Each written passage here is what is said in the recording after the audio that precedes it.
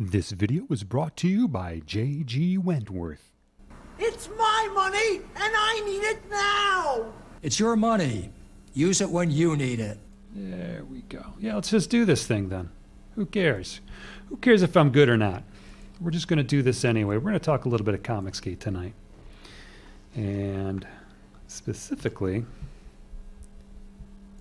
we're going to talk about refunding and chargebacks. Because some people have that problem with people refunding on their projects, people charging back for any number of reasons. And it doesn't make any sense, really, when you think about it. And the thing that really made me start to think about this, because I was one of those guys who used to say, "Oh man, you don't ever refund, man. Don't ever refund." Because, and actually, I don't even know why I'm wearing these. Hold on, let's get these off. That's a little bit better. You don't ever refund, though. Because there's a fee, right? There's that $3 service fee from the credit card company. You don't want to do that, man. That's not fair. It's not fair to do that to the creators, man. They're paying extra money. They're losing the sale and everything. That's not cool to do. But honestly, here's what it is. If you're a consumer, here's what the $3 chargeback or the $3 processing fee from the credit card companies is if you're a consumer. It's not your problem. It's just not. It's the creator's problem. And Comicsgate, at the end of the day, at the beginning of the day, in the middle of the day, it's a consumer movement. It's not a creator movement, right? This is a consumer movement. This is a pushback by the consumers against comic book industry treating them like shit, calling them Nazis, calling them misogynists, calling them any number of fucked up things just because they don't like the direction that they're taking their characters and their stories in. So now we've got this consumer movement called Comicsgate. And somehow we've allowed the creators, that is the business owners, and that's all you are if you're a creator in Comicsgate. You're going on to Indiegogo and you're funding your books and stuff there. That's all you are. You're a business. You're a small business. Maybe you're a bigger business. You know, if you're Wenger, you're a small business. If you're EVS, you're a pretty big business relative to the space, which is Comicsgate. But you are a business, you're not a consumer, and this is a consumer movement. And it's somehow we've allowed the businesses to set consumer ethics in a consumer revolt, a consumer movement. And that's just not how it works. It can't work that way. It's pretty convenient for the businesses for it to work that way, but not so much the consumers, right? It's not the way it works. There's any number of reasons why a consumer may want to get his money back after he's put it into a project, right? For instance, the book is really, really goddamn late. Hello, Mitch Breitweiser, right? If the book is real, if you put money into Red Rooster after what that dude did, right? He made what, 200 grand? Close to it. If he didn't make 200 grand, it was pretty close to it. And then missed his ship date by several months, probably a half year. And then the next thing you know, he's putting the books, breaking it up into floppies, putting it into Walmart. Well, that's pretty shitty. And quite frankly, if you backed Red Rooster, and I didn't, it's not that I don't want to, I did want to. It's just that money was real tight. Every time I thought about backing it, it's just like, I just really can't afford to do it, man. And now I'm glad I didn't, because I don't even know if you could get a chargeback at this point. That funding on that started in 2 years ago now. So I don't even know if you could get a chargeback even if you wanted to. But you got played for a sucker, and that there's no two ways around it. And if you did get a refund and charge him back when he was 4 months, 6 months, 8 months late, what can you say, dude? You absolutely deserve to have that. And if Mitch gets hit with a $3 service fee, well, guess what that $3 service fee is to Mitch moving forward? If he even decides to do another campaign, which I don't know if he will. But if he does, that $3 chargeback that he got hit with, and I'm sure he got some people charging him back at a certain point, that's an incentive not to be egregiously fucking late ever again. Bro, you're coming up on, what, a year and a half late now? A year late? However long it is, man, it's way too long. And that's what that $3 service fee is. You know, a lot of the creators, EVS, Malin, Cecil, whoever, and they'll say, well, look, you know, the hammer that the consumer has is the ability to close his wallet. And that's true. That is a hammer. That's not the hammer, though. It's a fucking tack hammer. Let's be honest. When you close off the ability for the consumer to take his money back out of a project, and that's an investment. And you know what? We've got Moss's tweet up here, and I'm going to get into that in a second. I probably should have started with that, but I think he was also the guy who kind of reminded people, or at least hipped people to the fact that these are investments. You're not buying Comicsgate books when you back a project on Indiegogo. You're investing in a business. You're investing in a project. And if at any point during the production cycle you come to believe that your investment is not sound, they're not using your money in a way that you agree with, or they post art that you think sucks, right? Or you see coloring that you think sucks. It's absolutely your right to pull out of that project, to pull your money back, to get your investment capital back. And if that results in a $3 fee for the creator, well, guess what? That's an incentive for the creator to not do that ever again. That's the real hammer. That's the fucking thermonuclear device right there. So let me get to Moss's tweet, and this is really the thing that kind of spurred me on to do this. Let me go ahead and read it. Moss says, "I refunded quite a bit of people. I'm not buying this don't refund dogma bullshit. It's funny all the commandments EVS makes that directly benefits him. Sorry, if they want to start a business, they better budget 5% for refunds into their margins." And that's it right there. Every business in this country has to budget for refunds. They just have to. I ran a business for 5 years. I used to own a costume shop back when I lived in the Detroit area. And I basically bought my job. The original owners were retiring, and I didn't feel like getting a real job, so I bought my job. And one of the things you budget for the beginning of every year, going into the beginning of every year, though, is refunds. It's just normal. Every business has to do it. Every business gets refunds. Every business gets chargebacks. It's the fact of life. So what makes Comicsgate creators so special, so entitled, that they shouldn't have to budget for it just like every other business owner in America? They're not. Obviously, they're not. So fucking A, dude, you're right. Make your budget, and in that budget, you have a line item, right, on your whatever fucking thing that you're using, whatever spreadsheet you're using, and you're going to have a column on there, and it's going to be titled R&C. That's for returns and chargebacks, because you're going to get them, and you got to deal with them. All right? And there was also, let me get in here, Cinder Ever had a nice reply here, too. Cinder Ever says, "I've never understood a consumer movement like Comicsgate being against refunds. If any other business doesn't meet the customer's expectation, they're entitled to a refund. No one finds that wrong. If I could refund without doxing myself, I would on several campaigns that I backed." And that's the thing also. We leave these things out there. These people have our backer information. They have our addresses, right? They've got our email addresses and all that sort of thing. So that's something to consider, right? When you back someone, and if you're going to refund, that's another.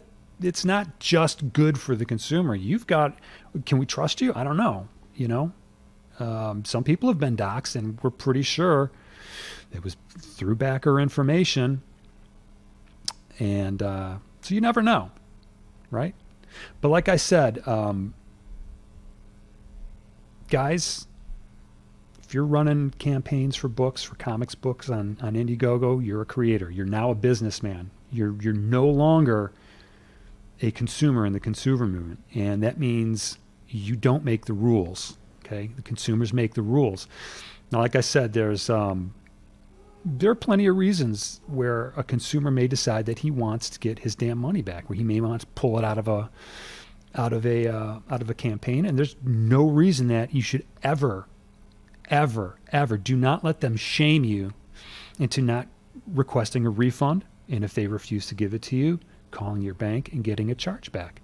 It's your money, right? Until that comic book lands in your mailbox, brother, that's your money. It's not their money. It's your money. It's an investment. And they can use it to make their comic book, and it's great. But if at any point you feel like it's not being used well, or it's being used incorrectly, or you get wet feet for any reason, man, any person who invests money in anything, they have the same right to pull their money out, and that's what these are. These are investments. So like I said, if the book is egregiously late, absolutely. Get your money back if you feel it's too late and you don't want to wait any longer. Get your damn money back. If the project doesn't look like it's meeting standards, like I said, if the art that they're posting, or if they're not posting art, you don't know what it's looking like, that's absolutely a reason for you to go ahead and get your money back. Some of these guys who are high up on the Comicsgate food chain have campaigns that have finished funding, and they very rarely post any updates. Well, get your money back if that's a problem for you. I'm not going to argue. Or if you're okay waiting, that's cool too. It's your money. That's the point. It's your money. If you're cool waiting a year and a half for a project to come around and be delivered to you, that's awesome. There's nothing wrong with that, because it's your money. It's not theirs. If you're cool with them keeping it for an extended period of time, if you're cool with not receiving regular updates to see what the artwork is looking like, to see what the colors look like, to see what the lettering looks like, to see how the story looks like it's coming together. If you're cool with not getting updates on that, that's fine. A lot of people aren't. And it's absolutely a legitimate reason to go ahead and demand a refund or a chargeback if they're not giving refunds. Okay. The other one is, hello, Cecil, run a consistent campaign. If they're changing things in the middle of the campaign, or especially after a campaign ends the funding period, like Cecil did with the cover, and Cecil, everybody knows the original person was supposed to be on that Cecil Pete cover was Gina. It was not John Malin. It was Gina. Check the friggin' GoFundMe that War Campaign ran to buy that cover, and it was for Gina. It was not for Malin. So you're lying when you're saying you're going back to the original cover. You're not. The reason I bought it was I wanted the Gina cover. The reason I just charged you back is because it's not the Gina cover. And you lied to me. It was bait and switch. Okay? So, if you're cool with the chargebacks, then go ahead and make that call. If you're going to bitch about chargebacks, then bite the bullet, because you have absolutely no reason to bitch at people for refunding on your book after you pulled that stunt. You can't do that. Well, you can. You can if you're okay with taking the $3 hit on every single person who chargebacks or refunds on you. You're absolutely good to do that. But if you're gonna pull the, hey man, you don't ever refund. Don't refund, man. You can't refund. If you're going to pull that card, first of all, it's a bullshit card that you have no right to pull. Second of all, you're an absolute hypocrite. That's just the way that goes, man.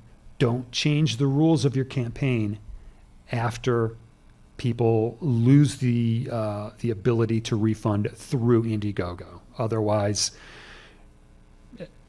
these people have absolutely every right to go ahead and charge back on you.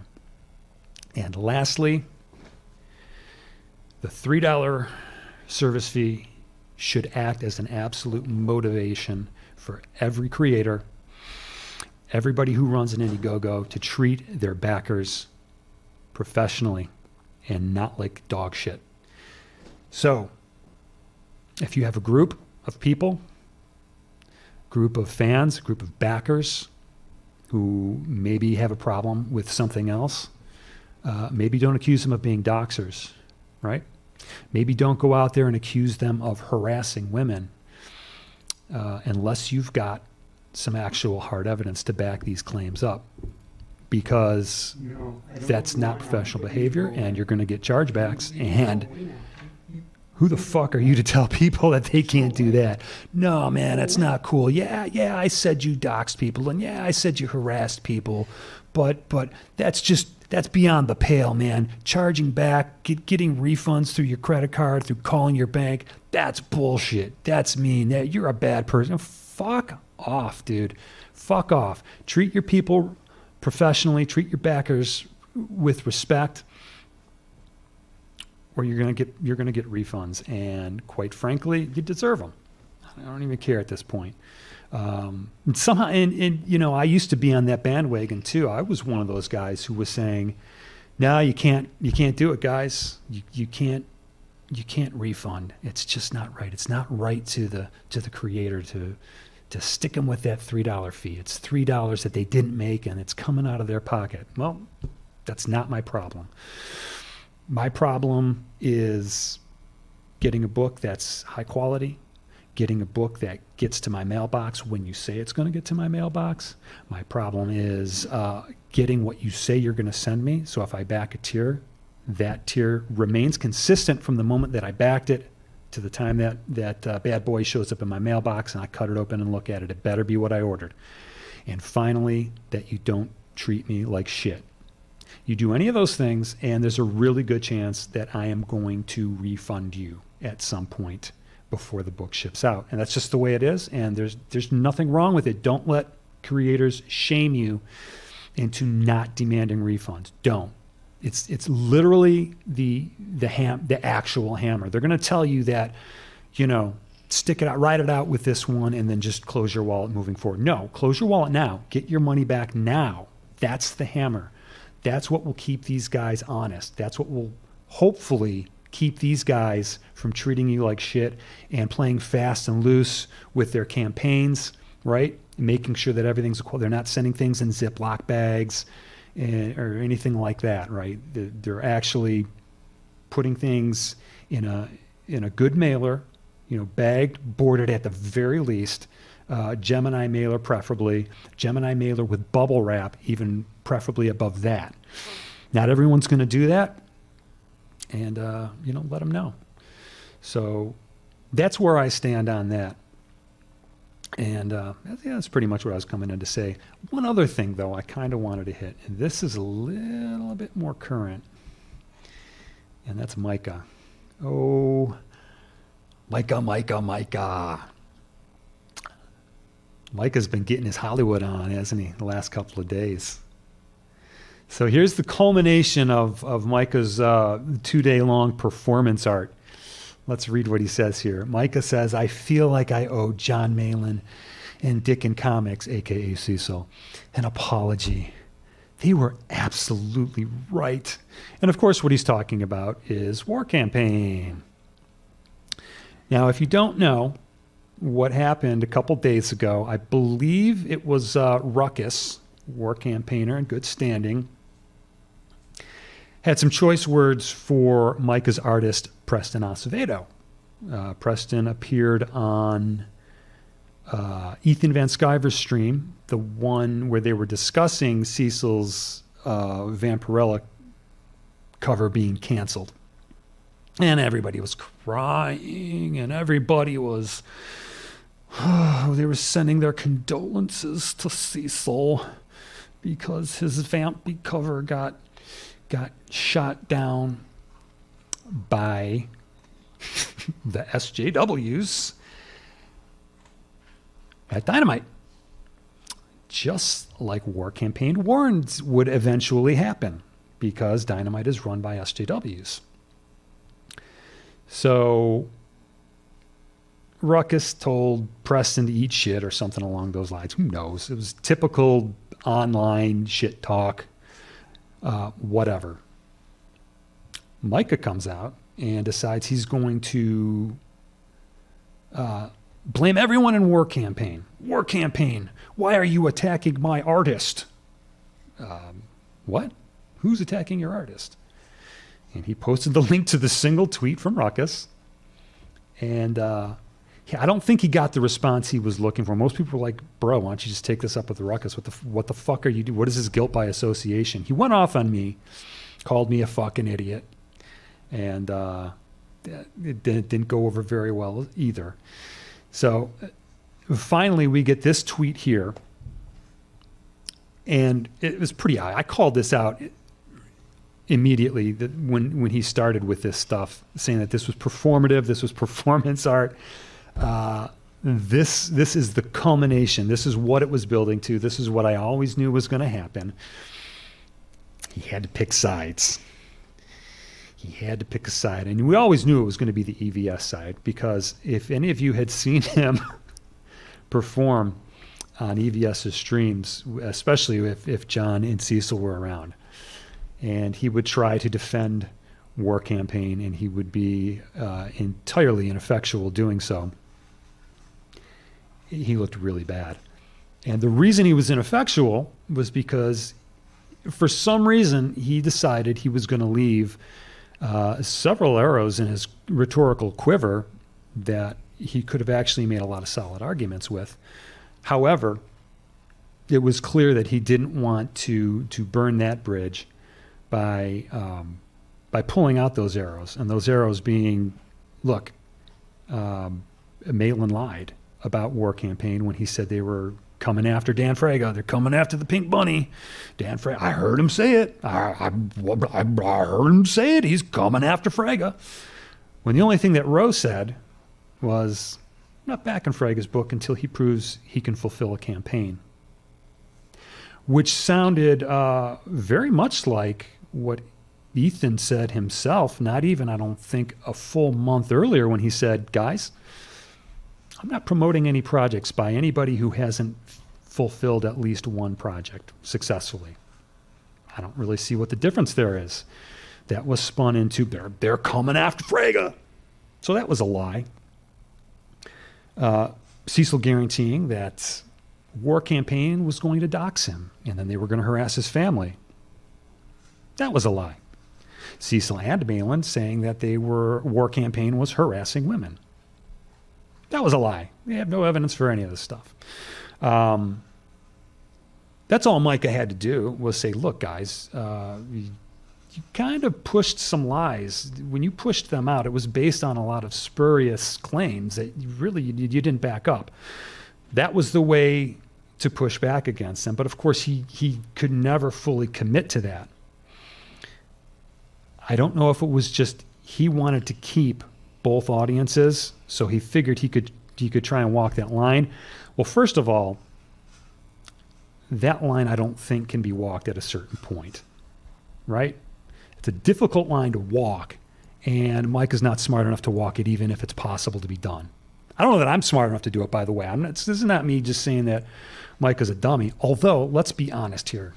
The way he gets treated on Ethan's channel, by Ethan, by John especially, and by Cecil, they treat him like a special needs child, and he just takes it.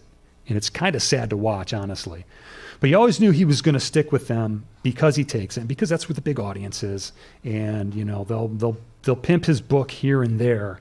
Probably not as much as he would want, but, you know. But anyway, all of this just sort of boils down to, this is where this was always going to go.